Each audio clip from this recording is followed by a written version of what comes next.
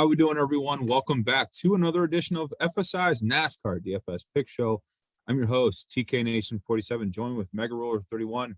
Mega, it is another race weekend. We are at Phoenix. I think this is the weekend we've all been waiting for. We really want to see what these cars can do, these new cars, I should say, what these new cars can do at a track that is going to decide the championship later this year. Are you excited for Phoenix Raceway?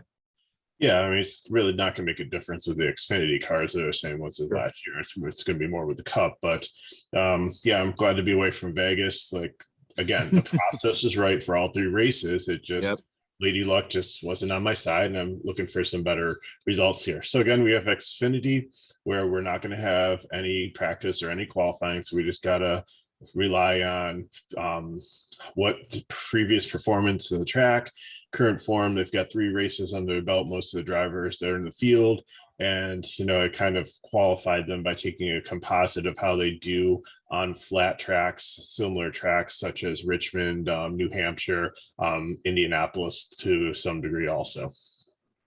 Absolutely. Looking forward to this race. We have 200 laps to go here. We have some data now on the season.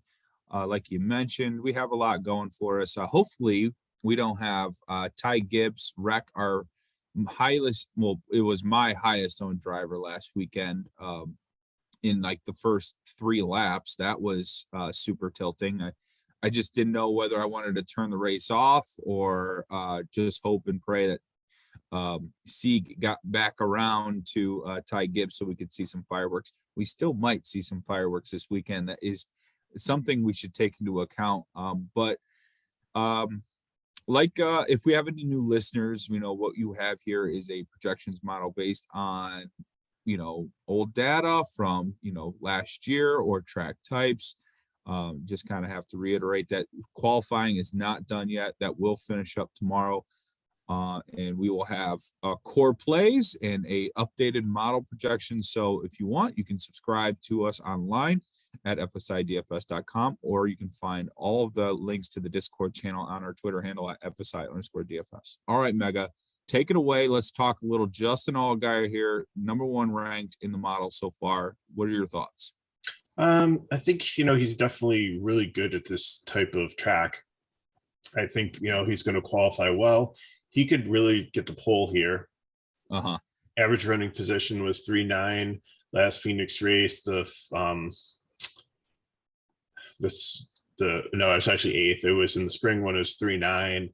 Right. This season, his average finish is 6. So he's got 23 races here. He has 2 wins, 8 top 5, 15 top 10s. Really knows this track really well. And these junior motorsports cars have just been fast. So I think he's priced the highest because without before again qualifying and any practice or seeing them do anything in this weekend at the track, he's clear cut the #1. Yeah, absolutely. I don't think the price tag really makes a difference for me, especially if I think Justin Allgaier can dominate this race. In 6 of the last in the last recent races since 2015, he has 1 win, 2 top 5s, 244 laps led, and an average start of 5th. So that tells me he can get out front early with qualifying. A lot of confidence in Allgaier. All right, thoughts on Gibbs at 10.9. Here's my thoughts on Gibbs. Okay, he drives around in that black car and he looks like such a badass, and he wins the race and he hops out. He looks like Ricky Schroeder from Silver Spoons as a 9-year-old. He's like 4 feet tall. He is the least imposing person I've ever seen in my life outside the car. And that was funny because I was thinking about that and I thought, how small Kyle Larson is too. For as dominant as he is in a race car, he gets out. He's shorter than Danica Patrick. It's absolutely nuts. I saw this interview Danica was doing with Kyle Larson and his daughter, and she's taller than him. I'm like, what is this? Kyle Larson is so short, and that's the same vibes I get with Ty Gibbs too. Good call. Man, I haven't been on the Ty Gibbs train all year. I can see the car is really fast. The 54 car is really fast. Gibbs, however, is like, he doesn't know. he's like Ricky Bobby when he gets back into the car with the Cougar in it. He doesn't know how to handle the car with the Cougar in it, and that's kind of like the 54 car. He doesn't know how to handle it yet. And he's going to get into some trouble at some point. And if for me, that is, like you have here, always going to be a GPP play. But I could certainly see him getting a good starting spot, being involved with the lead, being involved with laps led. So he's on the radar for sure tomorrow. But you said it correctly last week, and you're dead on it. I don't think either one of us played him outside of GPPs, and he won the race, but he doesn't qualify well. He always qualifies like 10th or so. But then, by the end of the race, they give him the tools to get there, and he's a little over aggressive. And I think that's going to come back to bite him eventually. So that's why I don't feel like he's a pure cash play. Now, if he spins out on qualifying and starts 30th, I mean, you got to play him. He's good chalk or bad chalk, I guess it would be, because his ownership's going to be 80% and it's going to take a chunk of your budget. But I think he's going to win a lot of races this year, but I think he's going to wreck in a lot of races also this year. I agree. He's going to make a lot more enemies than he is friends on the racetrack. That's for sure. All right, next up we have Daniel Hemrick in a Colleague Racing 11, a really fast car, really fast team in qualifying this year. Colleague, both Cup and in Xfinity, have really good qualifying speed. Hemrick could be a potential pole sitter for the race. I think he sets up really well for this race. He has some decent history here. Let me see. His only win. Yeah. 215 races. It's his only win. And it was when he won the championship last year. Right. So yeah, Hemrick's got to be a favorite, right?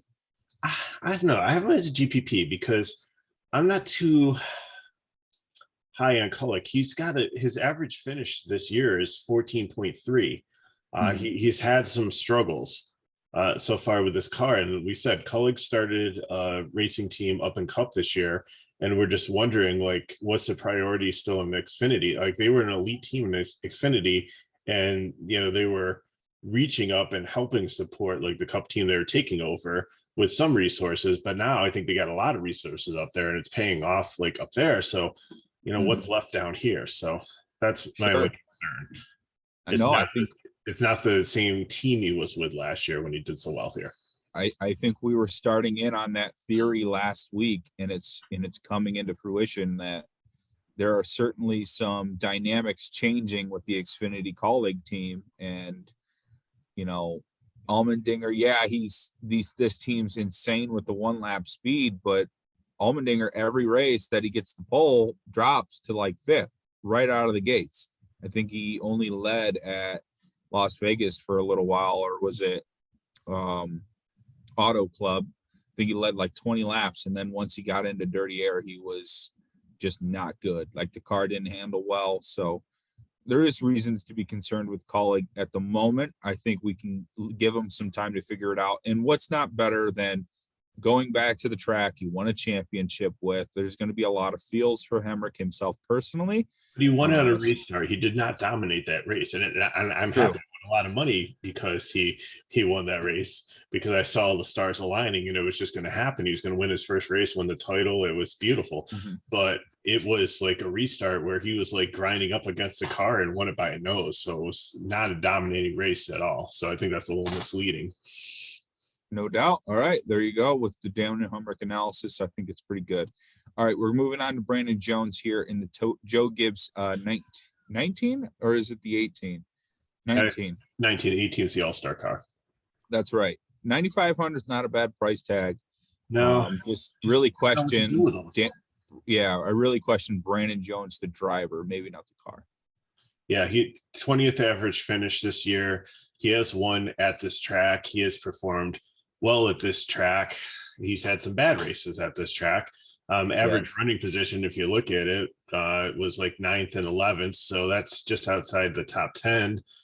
Richmond, a comparable track, really wasn't that great. So I don't know. I see, his data on all these intermediate tracks puts him 4th in qualifying, but his finishing is 8th. So it's still in the top 10, but he's always a GPP. Again, like the price, I like the team, but it's just, he's boom or bust.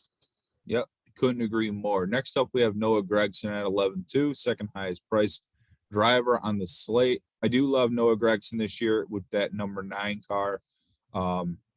He did okay here in the fall. He was racing for a championship then, but Gregson didn't do so well here in the spring. Your thoughts on Noah? I'm kind of torn here. He's had a lot of races here, and some have been really bad. Yeah, he's in a JR Motorsports car. These cars are on a rail. They are trimmed out. They are fast this year.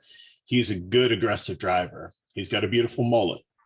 But other than that, I've seen some of these races where he just looks really lost here. And I think the 6 average running position is kind of deceiving because he had such a strong finish at Martinsville, like I believe that was the race right before Phoenix. And then he came out here and he really wasn't in contention. If I recall, for the title, it was Cindric and Hemrick that were pretty much fighting it out.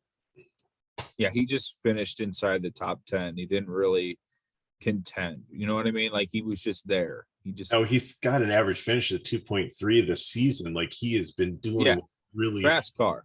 Very fast car. Yeah, really well. So again, like, I would prefer to play Allgaier over him.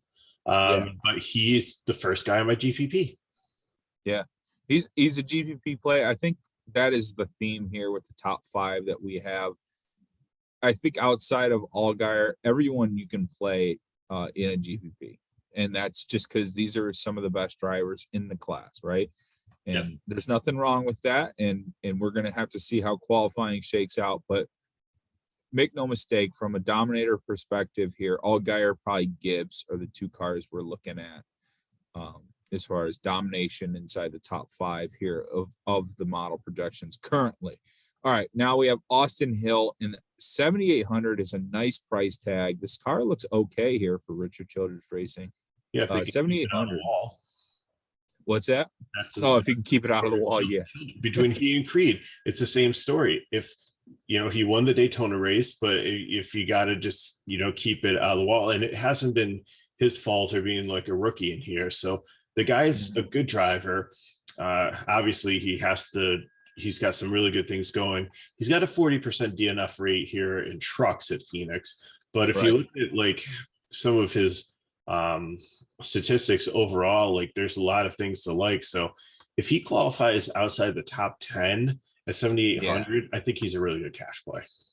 Yeah, I was going to say, I'm looking for this play to be anywhere from starting 15th to 20th, and I'll hammer it in cash. Love the price tag at 7,800. I know he's got a decent car this year. Like you said, he does have some DNF issues, some running into the wall issues. I think there's just been a little bit of a adjustment period from trucks to Xfinity. We'll see how he progresses as the year goes on. Definitely a play we're looking into for qualifying. Jeb Burton here, our Motorsports, the 27. This car struggled mightily last week, but he finished pretty well. Right? I assume I remember him running really well for the majority of the race for starting in the back. Yeah, that definitely he did move his way up, but his average finish for the whole year is 17th. So, he's got in his previous car with Cullig, right? He was 7.5 average running position, 11 average running position. But I have him like finishing 10th and losing 3 spots. So I think he can sniff the top 10 in this car, but you got to hope that he qualifies probably like the same thing, 15th or below, to really consider playing him in cash. But he could be a GPP play. But again, on qualifying, not someone I'm super interested in if he's might be like last man in. Yeah. I definitely think the Austin Hill 21 is faster than the 27 for Burton. So Burton is in that like stepchild, our Motorsports car. So I'm really nervous for his season. And it looks to be going into the way that I think it is. Some races good, some races really bad. All right, next up we have John Hunter Nemechek, Sam Hunt Racing. This 26 car is pretty fast.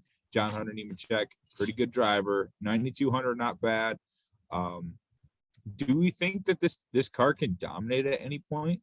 I think so. It's a subsidiary of like Gibbs Racing. Like they pretty much share like the tech and stuff. So it's kind of like Wood Brothers to Penske, I'd say, or the what is it, the X21 or 23 Racing or whatever. Oh yeah, 2311. Yeah, so I think he's a really good driver, and that's why I have him marked as a prime 9,200. I like the price. Phoenix, here in the truck series, he at 2.6 average running position, done really, really well, leads laps, and I could see him getting up there and leading laps. So I think he's a really decent play. And again, I hope he doesn't qualify well, but maybe if he does, if he qualifies like third or so, he could get up there and be a dominator. Yeah, really hoping to see him qualify around 10 or 11, though. That's definitely what I want to see. I know he'll finish inside that top 7. So I'm hoping we can get a good run on points here for a guy at 9,200 if he qualifies outside the top 10. Next up is Josh Berry in that 8, another junior motorsports car at 10-2. Didn't have as good a week last week as we thought after qualifying. Didn't look like they had much in race trim. Your thoughts on Berry here this week? He's finished, I think, in the top 5 the last 2 races. Daytona struggled a bit. So his season's been going pretty well. He's averaging in like the teens for the matrix here, but still, it gave him enough to be like the 9th overall. 2 races at Phoenix, 15th average running position. So you're probably, but I think he can do better than that. So I think he's anywhere probably from a 15th to a 10th car. But I think just having the junior motorsports car and like getting top 5s consistently, if he qualifies down, I think he's one that can move up and do well at this style of track. It's similar to Las Vegas, where last year he pretty much dominated and won the race. Didn't have that type of car for Las Vegas this year, but I think the track style, he could be a sleeper. Okay, I think I can agree with that. 10-4 for AJ Allmendinger, Colleague Racing. So he's definitely starting on the pole. And I think that's what we've learned with the 16 car this year. He's going to be fast enough to get on the pole. He's going to be fast enough to lead 10 laps, and then you'll never hear from him again. That seems to be the path. I'm hoping that can change because I really love playing this guy, especially when he's got a dominant car. I love him on this 1 mile racetrack. Your thoughts on Allmendinger? He's got an average of 11th. It definitely, these types of tracks are his strength, but I think the problem is that he usually has his success, like he likes to run like lower, where some guys like to run higher. Barry likes to run lower, and then I think they put some of that like P1 or whatever we PJ1 on the track to create like multiple grooves here, and I think that gave some of the other competitors the advantage that were trying to run high to get a different line than him to catch up. And I think now you can do that, so I think that kind of negates his advantage a little bit. And again, like I think he's a good driver. Is he or is Hemrick and Cup playing racing? I think he is in the 16 this week for Cup. Okay. So, I mean, that could be a distraction or an advantage. Probably more advantage for the Cup, like racing a little bit, but those cars are he'll get more time on the track. Yeah. It's more time on the track and finding grooves and stuff, but the car's handle is completely different because it's a completely different car. So I don't know if that translates or not. But anyways, again, I think if he screws up and doesn't qualify well, I think he's definitely one to consider as a dominator. I think he's more of a GP than someone I feel comfortable in cash for paying above 10K. But then again, if he does get the pole, then if he does get the pole and it's like something weird happens and you have like Myatt Snyder and Brett Moffatt are like 2 and 3 and 4. And like those guys were just set up their car for qualifying and there's no way that they're going to be able to have long run speed. Then he's probably going to go out there and lead the competition caution at the end of phase 1. So then you got to lock him in. But You got to look at who's like 2, 3, 4 behind them, and if nobody can catch them and pass. And Phoenix is like a fan race course where if they start that race, they get like 7, 8 wide. It's just like the whole field just like fans right out and then into turn one, and then they somehow figure out how to all come together and continue to race. But it seems like whoever gets off first like doesn't usually get passed for a while. True. All right, next up we have Riley Herbst in the 98, Stuart Haas 8K. Never going to be a guy that I rant and rave about. No, but might be some consistency here. Yeah, price coming down. Might be some consistency week to week. Nothing jumps out. Yeah, nothing jumps out for me track history wise. There are 2 top 5s though, an average finish of 11. I think he's playable. I wouldn't say he's the disaster. And if I put him up against like Austin Hill, like the two of them is a $200 difference, I take Riley Herbst maybe over Austin Hill if he's starting back further, if he qualified worse. Sure. Yeah, that's fair to say. Sheldon Creed and 8,400 in the 2. You have him here as a prime play. Go ahead and speak on that a little bit. I really like him. He won the truck championship here in 2020 at this racetrack. I think he was pretty dominant there. No stranger to this. It's in a car, but I think he's done well moving over. These Childress cars are fast again if they can stay on the track and not running into walls. And I like the price on them. Yeah. Sheldon Creed, 8,400 is not bad. Hoping we can get him outside the top 10. Next up, we have Brett Moffatt, our Motorsports 7,400. Moffatt week to week has been pretty decent. 2 top 10s here in 4 races. Your thoughts on the O2? He's okay. I mean, I like the price on him, but he'd have to start way far down for me to consider him in cash. 13th, almost 14th, like average, only 2 top 10s. Finished every race, so I mean at least there's that consistency. So you're looking for someone that's probably got top 10 ceiling, about a 15th floor. So sure. Next up we have Kaz Gralla, 45 in the Alpha Prime Racing. 6,400 is not a bad price tag for Kaz Gralla. No, and I really like this this team. That they seem to be solid. So I know like 24th average finish this year, but like overall he hasn't been bad. Like he raced once here, he finished 12th, led a couple laps. So I think 6,400, he's a pretty good price. He's probably going to qualify between 15th and 20th. And I think, he can probably finish around where he starts and keep it clean. And he seems to be okay on these intermediate tracks. He's coming up with like the 14th highest composite score. Yeah. I definitely was in on Kaz Gralla last week. There's some unfortunate, I think he had an engine issue. Right. And you're going to need to have some of these guys in the 6,400s or drop down to try to get some of multiple 10K guys in. Right. We'll get to some of that punt value later, but if Gralla is going to qualify poorly, then he's probably going to top the list when it comes to that. Trevor Bain in the 18, as you had mentioned earlier about the All-Star Gibbs car. Bain did Daytona, right? He was in the Daytona race, did fairly well. He showed some speed. I believe he led some laps. 9,700 is pretty. Yeah, there you go. I think 9,700 though here at this track is just too expensive for me. I might be out on Trevor Bain tomorrow. I don't know.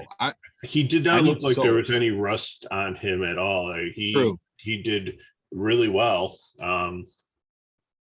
And yes, his numbers at Phoenix were not good, but that was in a different car when he was in Xfinity Series previously. He raced 10 races here, 1 top 5, 6 top 10s, finished 9 out of 10 of them, 13 to average.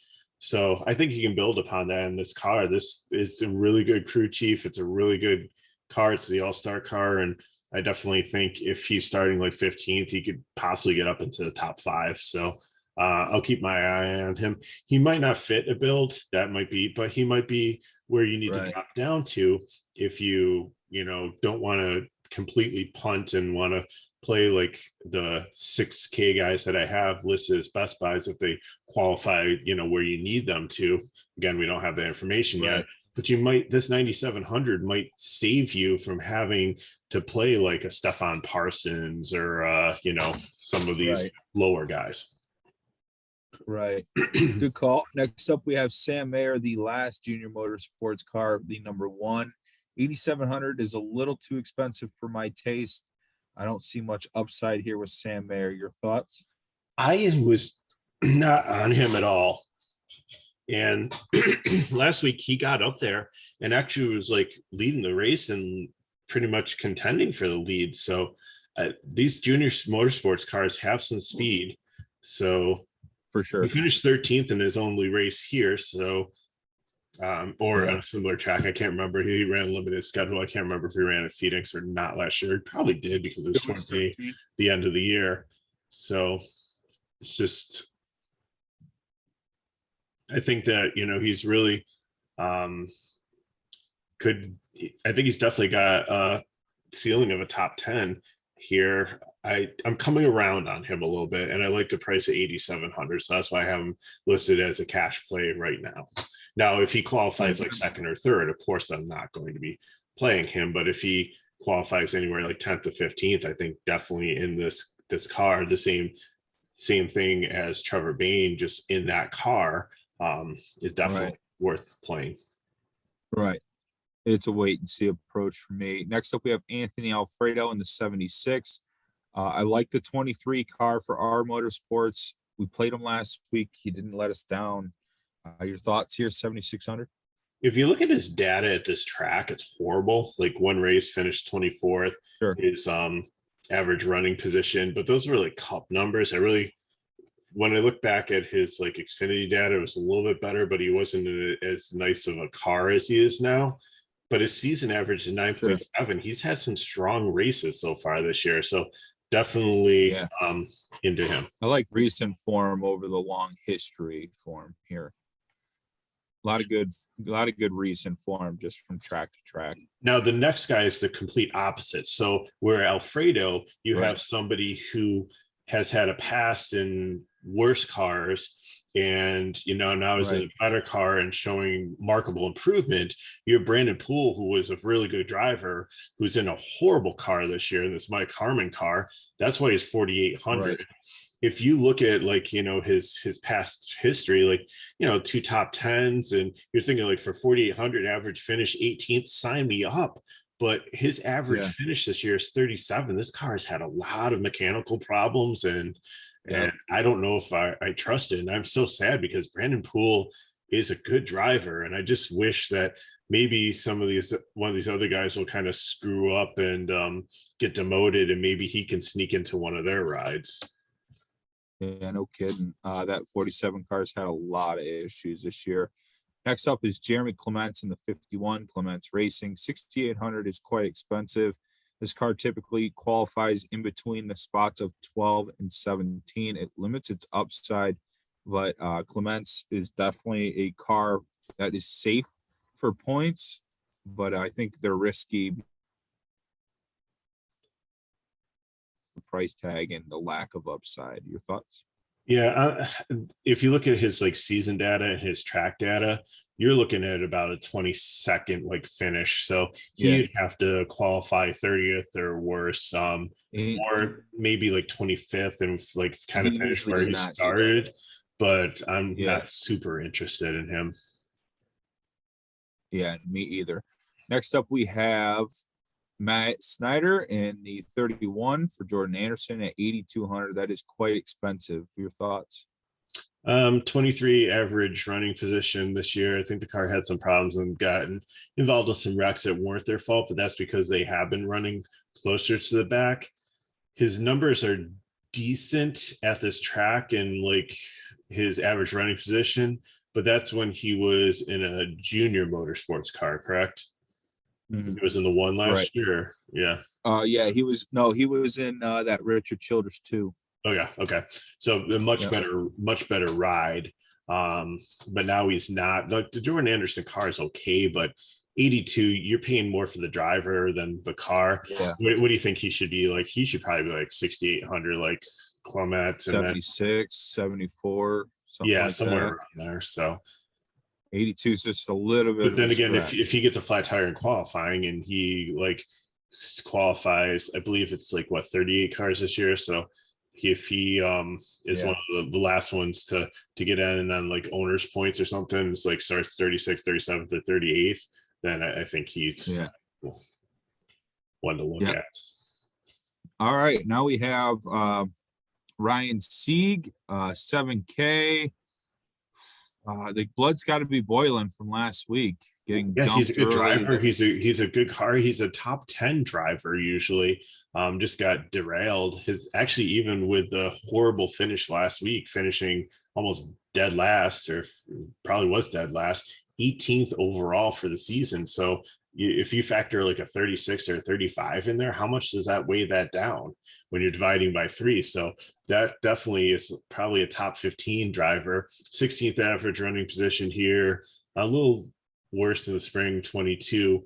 But the thing with Ryan Sieg is he's always going to have that weird pit strategy and stuff. So you just got to consider that when you play him. But I think if he does qualify low down, then, and if he can keep his cool, I didn't see any ramifications from his trying to rack. It just shows how good those composite bodies are, because he pulled up to the track and like sideswiped Ty Gibbs, and Gibbs brushed the wall, but his car still won the race. So yeah. I think Sieg bounces back here. He's too good of a veteran driver. I like him. I'm going to go back to the well. I think people got burned, and hopefully the ownership is low. I love a guy like Sieg in this spot. Brandon Brown, Brandon Built Motorsports 7,200. Love that price tag as well. Going sponsorless. That's just crazy to me. Too good of a driver, too good of a team. I really hope he can pick up a sponsor and get some more funding. absolutely. Just basically running on fumes. But I love to see a 20th or 20 to 23rd starting spot here. Gonna fill in well within like that 17th, 15th position. I like that. You know what? Like here. if you're in this range, and you're looking at like Moffatt at like 72 or Jed Burton at 75, he's a really good one here. His average finish in 6 races, so it's a decent sample size, is 13.7. So you're talking about like a top 15 for this guy. Average running position 18th, 11th in the spring. So, and 20th overall this year, but I know he did get wrecked in Daytona, so that probably brought it down a little bit.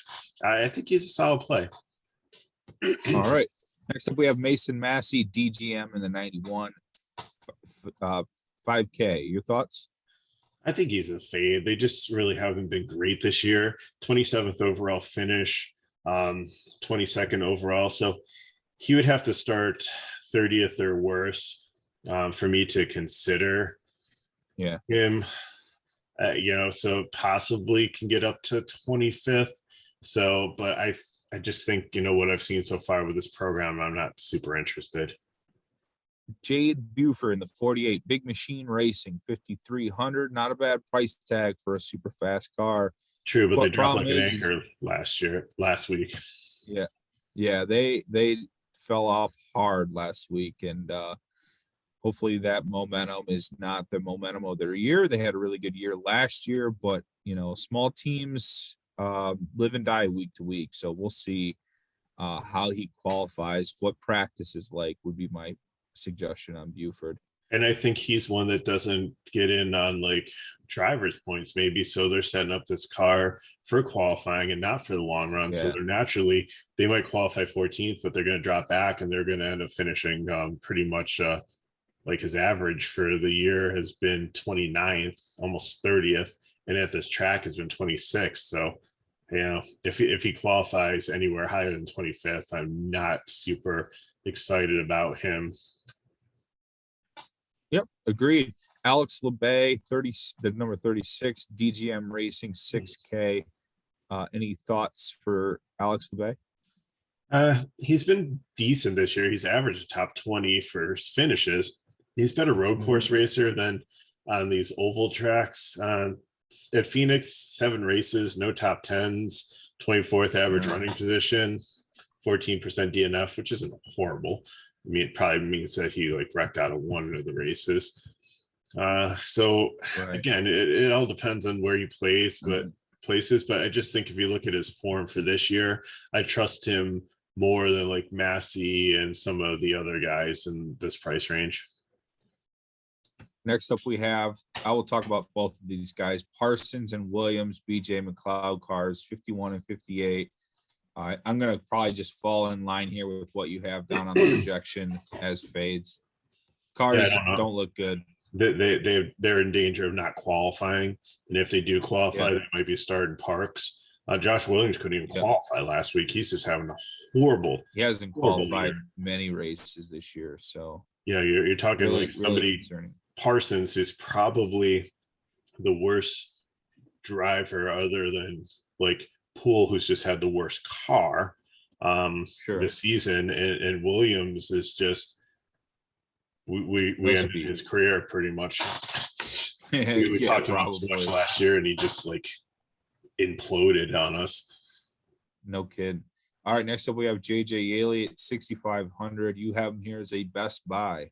Yeah, I really like him. I think that he's one that is a veteran. He understands the track. He's raced here 22 times. He's got an average finish of 20th. He has 3 top 10s. This year, he's taking care of his car. He's like, some of these like Brandon Brown and Clement, these like he doesn't own the car, but I think he's been around enough that he understands that this smaller team, he has to keep up this equipment to keep on racing, because if he doesn't, then, they start to lose sponsors. They might not have enough money to completely fix it, so they doctor the cars up and get it back in an Xfinity, but sometimes they don't have enough money to completely, if they're wrecked, go and overhaul them like the bigger teams do, or just go to a backup car. They have what they have, and I think he appreciates that. I think he does a good job with that. And looking at this 22 season, average finish of 18.3 and average finish of 20, I think at 6,500, he is a really good bargain if he qualifies 20th or less. Perfect. Well said, sir. Next up, we have the 38 Parker Retzlaff. You need to talk about these next 2 guys together. I put them in purple because they're pretty much ARCA guys that are moving up to Xfinity. They raced today, did they not? I think they did. I didn't catch it. Let's see if I can pull up the ARCA results. Go ahead and talk on these 2 while I look up some ARCA results.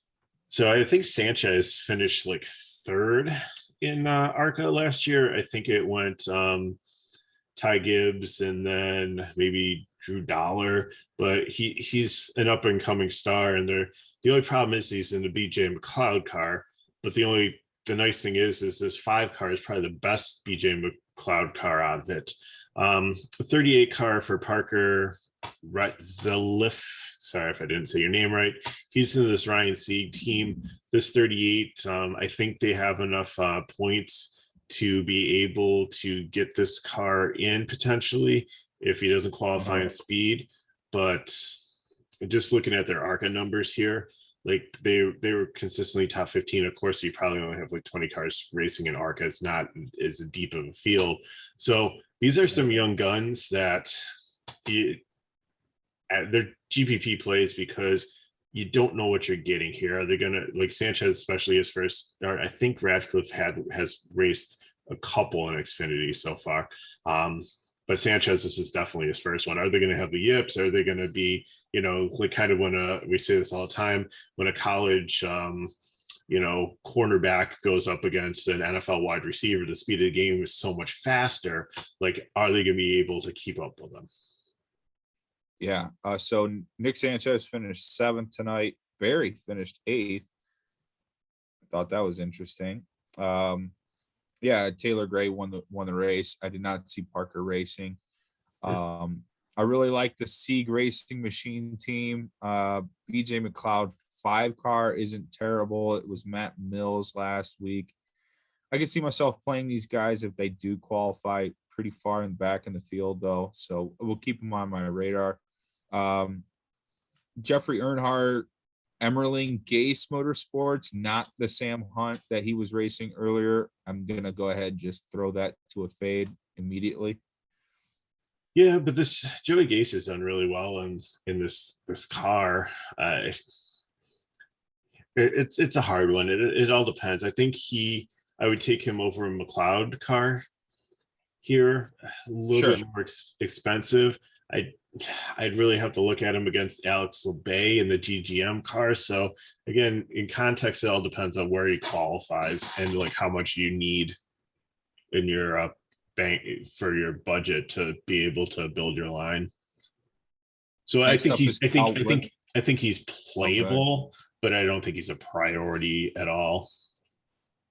Yeah, not on my radar. I don't play Jeffrey Earnhardt unless he's going to be in a car like the Sam Hunt Racing Machine team.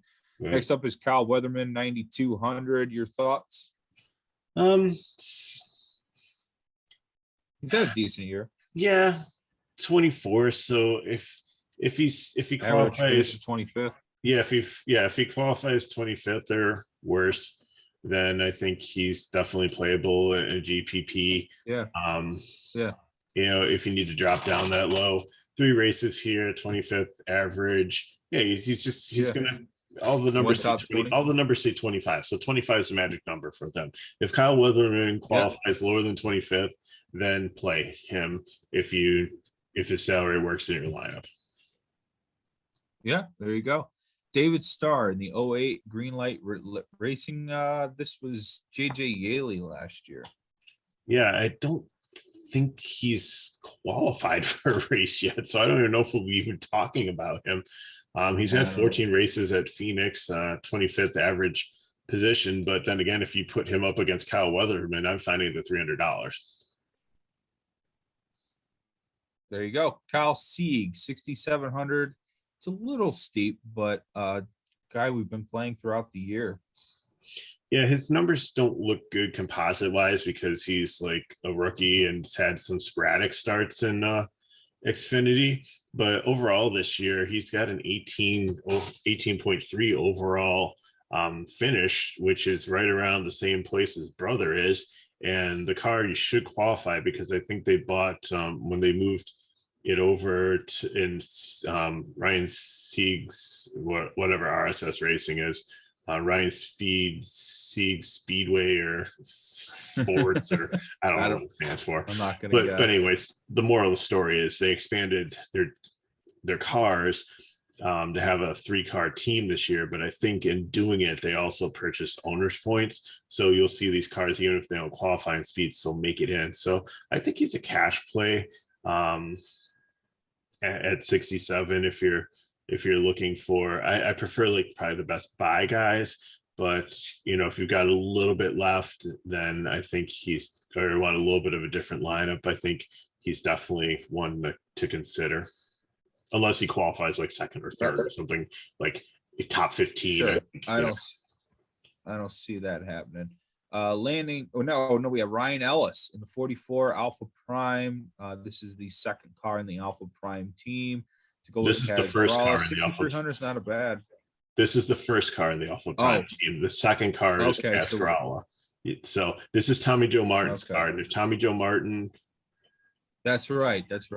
I'm so confused by the name of the team. I know Ryan Ellis. If they were to just tell me it's Tommy Joe Martin's, then I would have been like, oh, okay. Yeah, and Tommy Joe Martin ran the first 2 races, and Ellis had last week, I believe, and he finished 13th. So he's actually led a couple laps at Phoenix. His DNF rate, he's finished 3 out of 4 races, 30th. But I think definitely have him as a best buy because I really like the car and I really like what I've seen in the one race he ran this year. So comparably, I like this 6,000 range, and I think you're really going to need some of these 6,000 guys to try to get 2 or 3 of the 10K guys in your lineup. Next up, we have Landon Castle in the 10 for Colleague Racing. He has been a fade most of the year, especially if he's going to qualify inside the top 15 like he did last week. Your thoughts on Landon Castle? Well, last year he got a lot out of a great car, or he got a lot out of an average car. This year he's got a better car. And he just really hasn't been good. I know he's got a 19 overall finish, but if you look at this track specifically, 11 races here, one top 10, but he's got a 54% DNF rate. So that means that he only finished like 5 out of 11 races. That scares me. That makes me think that, and again, maybe it was he was in crap cars and they started and parked or something like that. And, you know, obviously this car's gonna be better, but I just really haven't seen what I saw last year out of Landon Castle. And until he gets it together, I'm not looking forward to playing him. Yeah, no thanks for me. 8,900 is way too much. Next guy, though, I have a ton of interest here in cash. 5,900, the 4 car for Bailey Curry. Which was Landon's car last year. Right. Yeah, I have a lot of interest in this car. 5,900 is a premium price tag for a good value. He's the same. It's the same situation as JJ Yaley. He's a veteran driver. He's run some cup. Yeah. He'll keep the car clean. He'll get it's the better car out of the two between he and Ryan Vargas. Probably will finish like about 25th. So I think definitely he's somebody that I'm looking for in this. He fits in with like some of these other guys that we're saying. So, you know, if you're looking for your values, then figure out like who qualified the lowest and still look like the best in like practice and actually ran some laps, because that's another thing you want to look for in Xfinity.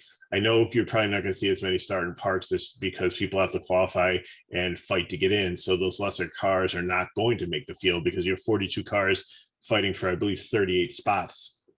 So 4 cars in this field are not going to make it. And we're getting close to who some of them might be. And Curly should make it in. And probably this next one, and Ryan Vargas. yeah. Ryan Vargas, he might be like the first one out. So I think in a GPP you can play him, but he needs to start 30th or worse for you to consider him, because that's pretty much what the metrics are pointing to. Yeah, Jesse Iwuji struggled mightily this season. I'm going to be out on him as well. Yeah, I love, like, you know, Emmett Smith, and he's got some backing with this team, and, you know, he's owning his own team. But like we said, the same thing about Jordan Anderson. It's really hard when you own the team and you're like the manager and you have to do everything. Like, hopefully he has like people on his team to like help him. But if you own the team and you're responsible for like running the garage and running all the publicity and like running all like getting to all the appointments and all the owners meetings and stuff, and still trying to figure out how to drive the car, and he's a rookie in this series too, it just isn't coming together at this point. He's had multiple spin outs, cut down many tires, made a lot of driver mistakes. So I think when he purchased this car, I think it has points with it, so he might be able to sneak in and qualify. He usually has been qualifying like 36, 37, or 38. So usually he can go no place but up, but he really hasn't proven to do anything. Next up is Joe Graff Jr. 5,600 for the 07. So it's really an SS Green light car, but I still have the Stewart Haas Racing because we think it is the 7 car is the better of the two. This was Cole Custer with Stewart Haas, and it's like an old Stewart Haas car. But then again, like Graff, he just really, you're looking at probably a 30th place driver at best here. Yeah. All depends on qualifying for sure. And last but not least, Lauris, Hezemans, and Stan Mullins. I don't know if these 2 cars will even be able to qualify. They haven't made it into a race yet this season. So yeah. Going to be interesting to see how qualifying pans out. We're going to have to cut quite a few cars to get this field down to size. We have, you know, a lot of names at the top here to see who can get inside that top 5 for qualifying. how these cars will do in practice. You're probably going to see a lot of early race trim in practice. Towards the end, it's going to get down to that 1 lap speed. So if you're trying to follow practice and make some good guesses on who is in what package, know that early on in the practice, they're trying to find their race trim as soon as possible. And towards the end there, they start to dial it up for 1 lap. All right, Mega, anything else to add on this race? No, if you really want to look at who's starting up front and pick up the first dominator, then you want to look somebody a little bit deeper in the field that you think might get up there and be able to take over and lead a bunch of laps, and then figure out who the values are. And if there's the one chalk guy that didn't qualify right, then definitely gotta play him. And that's pretty much your line. So again, don't look at these projections. They're just based on, just to give us something to try to do this preview show. Don't put this 3, I don't even know if it mathematically works, but don't put the 3 prime guys, the 3 best guys in the same lineup and say this is the ultimate lineup, because it probably isn't. I don't even know if it mathematically works. Right. And I just benchmarked 3 guys that I thought were the best and 3 guys that I thought that were decent values. And we're not giving you a full DK line. We'll never do that. So again, this is just examples and just to try to give you a preview of what could happen. So nice thing is, if you watch a Cup video coming up tomorrow, we actually will have actual data to give you. Absolutely.